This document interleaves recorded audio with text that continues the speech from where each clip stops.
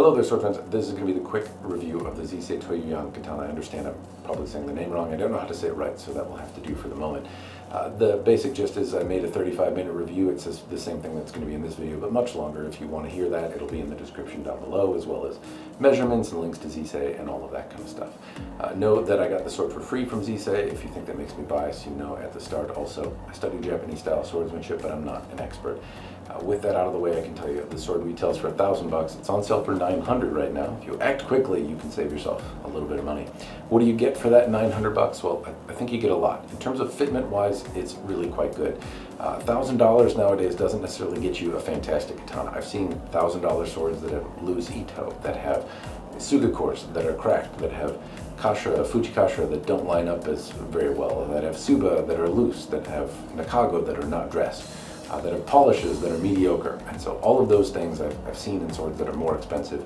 In fairness, I have seen $500 swords from Huawei that also have tight ito and reasonably nice fittings and things like that. So you can sometimes get some of these things in less expensive swords, but you could certainly spend more and get less. So for what you're getting here, fitment-wise, just how the parts fit together and the quality of the parts, I think you're getting your $900 worth. Transitions on the fujikashira are good. The ito is very tight. The only issues that I've really had with the sword in terms of fitment are that there was some slight, fraying on the ito, not a lot, and it came in some spots and it appeared slightly dirty if I'm being very nitpicky. Also, in terms of the saya, if I sheath it wrong, I can get a little bit of knocking where the habaki kind of steps on the koiguchi area here. Apart from that, it's quiet, it's nice, it's a training tool, it's wonderful. The ito's really, really tight. The ito's got a nice feeling to it. It's made out of good materials. It's got an emperor node. The panels are recessed and it overall looks the part. It does so many little details well, and very few sword companies pay attention to those details, even in the $900 price point. The sai and everything, it's very subjective to feel like the look. I happen to think it's handsome. If I look at the blade though, that's where the polish really stands out. The polish is kind of the main feature, I think, of this sword, and maybe the main thing that Z-SEY is doing differently. The shape doesn't look an order of magnitude different than a lot of the other swords out of Longchuan China, but the polish certainly does, and it has better fit and finish on it, or better attention to detail, like in terms of where the BoHi terminate and how they terminate in the same space and are clean and well done. And the polish, obviously, you can get lost in. If you're a person that cares about the polish, finds the artistry in it, and can get lost in it the same way I can, then there's just so much to appreciate here. And frankly, I can't think of another sword company at $1,000 that's doing polish work like this. So if you value that, then there's certainly a lot to be valued here.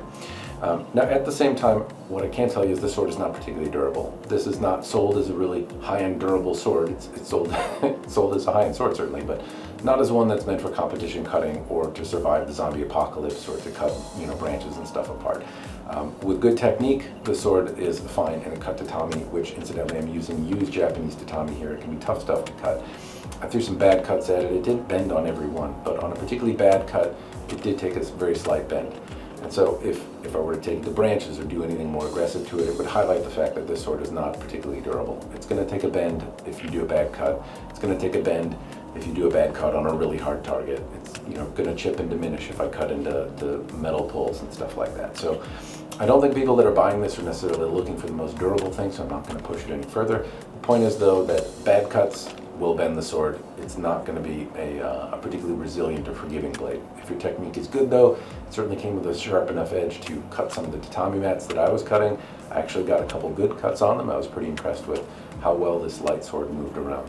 What I found it to be a highlight as, not that it can't cut, it certainly can, but I really enjoyed it as a training tool. Right now my elbow is in a state of disrepair, and it's tough for me to move some swords around. My grip is not so great either, and I found this to be light enough to move around where I could still do forms and things like that and not be in as much pain as I typically do when I move heavier swords. So it's light, it's very fun to use as a training tool.